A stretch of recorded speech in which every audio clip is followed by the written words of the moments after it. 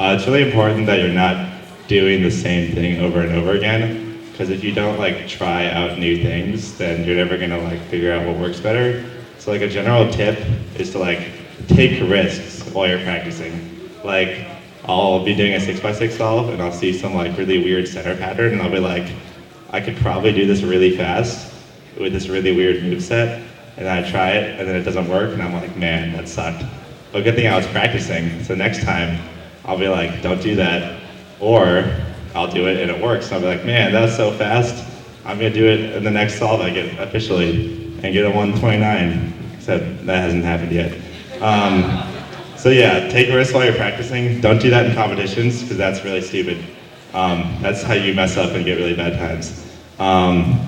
Yeah, also good tips are like, if you're like hitting the wall, as people like to say, you can like try slow turning.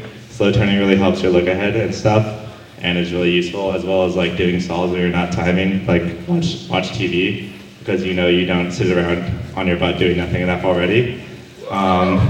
So like watch TV and do like solves, and then that's like really easy way to like figure out new cool things like taking risks. Yeah, so I'll transition to more specific things now. Like, so the first thing you do on big cubes, so if you don't do free slice, you're wrong. Just do free slice. If you do yeah, whatever. I guess it's like okay, but it probably can work really well. But I don't know anything about yeah, so. So first thing on big cubes that you do is centers. If you don't do color neutral centers, you're wrong. Stop it. Switch. It's really, really easy. So I was watching Eric Lineback cube yesterday, and he loves big cubes, as he told me. I was watching him do some 5x5 centers, and he was like making 3x1 bars, as you do. And I saw him he had a centerpiece, and then he had two edge pieces, and he matched one. And then he like reassessed, and then he matched the other one, and I was like, whoa, what are you doing there, buddy? So it's always very important if you're making like bars in the 5x5 center, that you always look for, you wanna like you wanna scan the cube for an entire step at a time. So like, you don't build center like bars like one piece, two piece, and then three piece. Like you see all three pieces, and then you figure out what moves you need to do. And then you do those moves, and then you have the whole bar, and then you put it in. Like it's really inefficient. This is the same for 6 and 7. Mostly 6. 7, it's hard to like, if you're making bars on 7x7, it's kind of tricky to find 5 pieces and put them all together in one set. 6x6 though, it's like really easy to find all 4, because usually they're grouped up kind of nicely. So it's really important to like find all the pieces and then do your moves. Yeah, specifically on 7-5, yeah, also, so 5x5, there aren't too many center styles. Like, you can make your bars, which everyone mostly does, or you can make like a 2x1, and then a 2x2, and then like a 2x3, and then a 3x3. That's like pretty situational, like, that's pretty intuitive as well. Like, there's not too many tricky things with 5x5 centers, so like, yeah. 6x6 is like crazy, you can do everything. Like, so most of everyone does like bars only. Like, sometimes they build like the center out, but like, nah. Like, you could do so like 6x6 centers, like that's like my favorite thing ever, because so like you can build really weird stuff. This comes from like practicing, like experimenting, which is how I figured all this out, and you can too by practicing. But like you can build like these 2 bars on top, like these 2, or you can start by building the middle 2 bars and then going out. And like, you can build a bunch of 2x1s, which seem inefficient because you're only putting together 2x1s, but like on 6x6, they're like already made all of the time. So like, 6x6 is more of you don't want to go into 6x6 being like, I'm gonna do bars this solve, or I'm gonna make a 2x2 block. You just like look and you kind of see what's the best, and then you do that. So like, it's really important to do what I call like freestyle centers, where like, you just kind of gotta guess what the best thing is. And it's really important on 6x6 and 7x7, because 7x7 you should also do freestyle centers, to experiment a lot, because I screw up 6x6 centers all the time because I'm trying to do something weird. But like when I was making 2x4 blocks a while ago and I was trying to do that a lot, I'd mess it up all the time, but now I don't, because I messed it up like 1,000 times.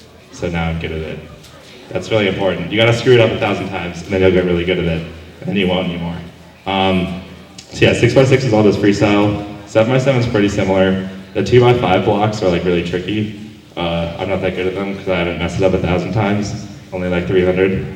Another trick for 7x7 centers is like, if you're making bars, it's like generally good to make, positioning your second center, make this the middle bar first. Because if you make the outer bars and you have like middle pieces stuck on the middle bar, you'll have to do slice moves to pull them out, and that sucks because it's 2 moves instead of 1, and that's really slow. So in general, you want to avoid slice moves and stuff like that. So like, let's see. All right, edges. Edges are not like centers because centers are easy and fast. So edges suck. You want to go like, you want to always be looking for your next piece. So like 5x5, you should always like. Okay, so here's a general tip. You can do it on 5, 6, or 7. I do it on 6 and 7 currently.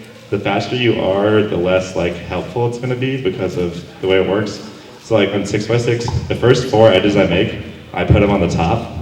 So I put the first 4 on the top, and then once I make 4, I flip it over, and I know that all the pieces I'm looking for are either on the top or on the edges. So you never have to look at the bottom again, and that makes your first 4 edges just as fast as normal, except for the fact that sometimes you have to flip it over to insert, so it takes like a half a second instead of a quarter of a second. And then the next 4 are like really easy. I do that on 6 and 7. If you're not under like 120 on 5x5, it's probably better as well because the time you're saving by not looking for the edges is a lot more than you're wasting by putting them on the top. But the faster you get, obviously, the less the ratio becomes. Okay, so more specific tricks. 5x5, it's really common when you're realigning. So when you make the first 8 edges and you work on the last 4, your centers are all like this. And then you'll be like wanting to realign them and you'll see, oh, but these 2 pieces right here are matched up. I should realign the bottom and then flip this so I save it. Wrong. You're gonna flip that and save it, but then you're gonna realize that was pointless because 90% of the time, if you just realigned it, something else is already going to happen. It's like two pieces are almost always matched up on 5x5 centers, so there's no reason wasting time deliberately making 2 match up when it's already going to happen. Also, 5x5 lasts for edges. So the best thing you can look for is when you have, like, I don't know if you can see it, but like the 2 outer pieces are the same and the middle piece is wrong, because you can do M, U2, M prime, and that solves it. And that's really, really fast. So that's the first one you want to look for. And then the next best thing, or that's the one you want to look for. Also, if there are no 2 pieces matched together, which I said is very unlikely, but obviously happens, you just do just an M, U2, M prime, and then you'll have 2 matched together guaranteed, I think. I mean, I haven't mathed it, but I doubt it's possible to not. So yeah, do that. And then when you get to the last 2 edges, go to Christy Aces' website and memorize all the algorithms.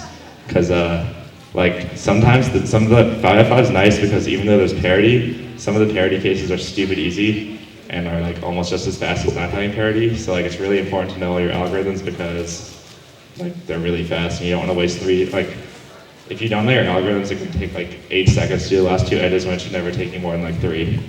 Yeah, 6x6. Well, edges for 6x6 and 7x7 are important because like it's also a big common thing is like you like finish one edge and then you pull the next edge down and you're like, I'm gonna do green and white. I have 1 green and white piece in the E layer. I gotta look for all 3 other ones. No, that's really stupid. You should pull it, you should like, while you're gonna put the next piece in, like there's almost always gonna be 2 in the same layer because 6x6 and 7x7, 7 especially. 7x7 edges should feel like you're getting lucky every time because it's just how the cube is, like something's always just being matched up. It just like should always feel like, oh, this is kind of nice. That's just how it works. 6x6 less so, but you should always be looking for at least 2 already set up. Also, say you have 2 and you see like there's already 3 somewhere else. Switch from the 2 to the 3. Like don't get too attached, you don't care. It's not like your high school girlfriend. You don't need to stay with this edge. You can ditch it and you can go to this new edge which has 3 pieces already made instead of 2, so it's better. So yeah, go to that, don't get too attached to that stuff. Oh, a trick I forgot to mention in 6x6 is if you're building one center, and like, this is really complicated, like it gets really, really confusing really fast. So only do if it's like really easy. If you're building like your first two centers, which are like white and yellow, and orange is like 3 moves away from 2 bars, do the 2 bars, and then save it, and then finish yellow. Like it's gotta be really easy, because it's really easy to screw it up, like building yellow while you're saving orange. That's like a really advanced trick that I tried to use a ton, but then it got really weird. So now I only use it when it's really easy, but it's still really nice when it's really easy. You can look at the current 6x6 single world record for an example. Let's see. Yeah. 6x6, cool trick that I'll give credit to Dan Cohen. You guys should all know who Dan Cohen is. He was the old me. He was really cool. One sec.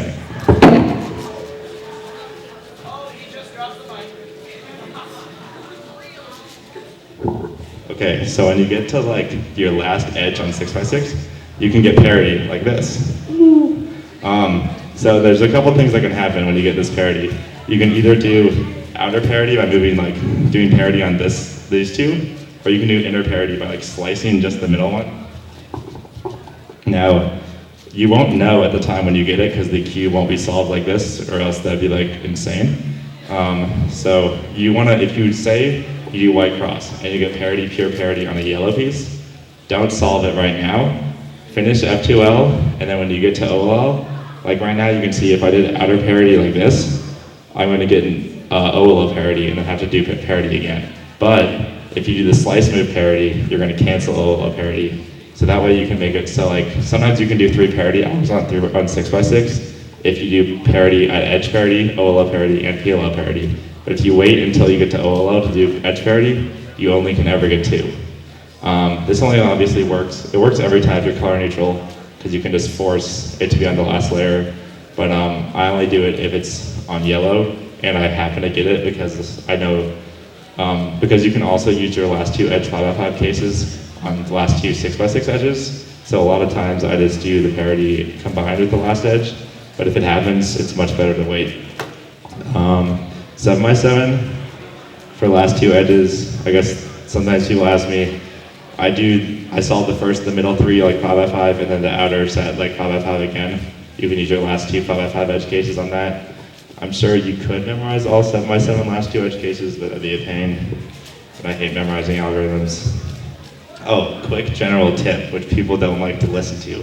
If you're memorizing an algorithm set like OLL, the best way to do it, in my opinion, is to stop cubing, memorize every single one, and then start cubing again. So that way when you get there, you're like, man, I know this. And that takes forever, but you do it. That way you're not like, man, I think I know this case, but I might not have learned it yet. And then you're practicing like half the cases and whatnot.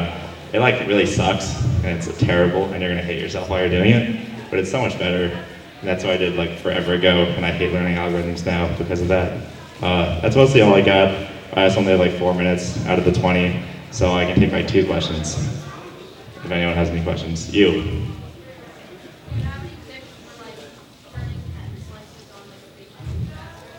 Oh, okay. I have a great tip about turning M slices on the big cube.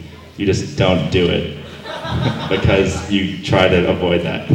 That's like, it's very important. Like, always do your middle. Always like pair your inner centers first, because that way you won't have to do slice moves and stuff like that. You just always want to avoid M slices because there's no way to do it fast. They just suck. My favorite big cube is 6x6, obviously, because it's the best, and no one else is that good at it, except for Felix now, which is annoying. You see, you're wrong there. What? Oh, do you have a follow-up? Let's see, I don't know. But I remember when a 7x7 solve took me the entire 30-minute lunch period, and I thought that was still kind of fun, so I'm just a weirdo. So just like practice. Yeah. I don't know, I could do like an average of 30 on 6x6 still, which is, it takes me an hour and a half, it's not that long. Yeah. No, always be color neutral on edges because it's way faster. So.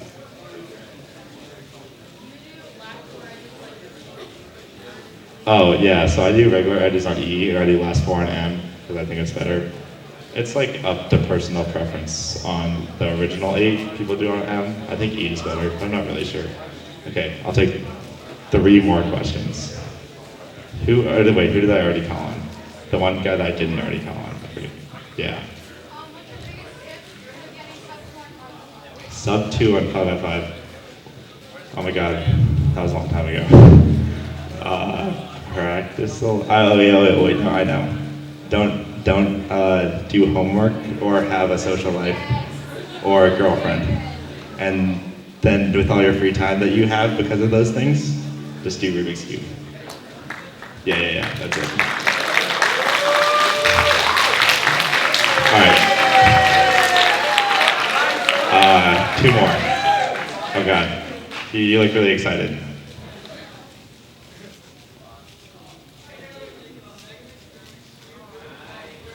Okay, I'll be brutally honest here, Steve is pretty stupid. Megamix is kind of cool. I used to average I'm like a 120 official average, but I did it this week and I got like a 150, which is slower than my 6x6 average, so that was pretty funny. Caramix is kind of cool, but then the tips seem so annoying. They're just random and they don't actually affect anything. And then square one, parity, I just kill myself. I already hate 4x4 because parity makes the standard deviation so high, but when your solve is only 11 seconds and parity takes 1.5, God, that'd be awful. All right, one more. Someone jump up and down so I can pick the last question. Who's the most excited? Oh, this kid, orange. Oh, Felix orange jacket. Oh, is that the same one with Press's face on it? That's so weird.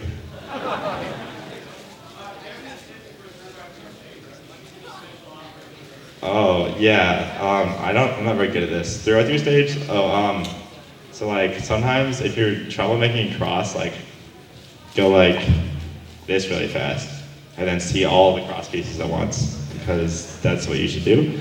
And then, because right now, a lot of times I just start building cross, I have to look for it at the same time, but if you can see all of them and plan the cross really fast, that makes it a little better. Also, there's some cool algorithms the R2, the weird E-perm that's only 2 gen, or a lot of sexy moves. And there's a lot of R2 F2D, or a lot of R2 RUF G perms. PLLs like that are really bad. Oh, biggest tip ever. I'll leave you with this. So, when you get, one sec.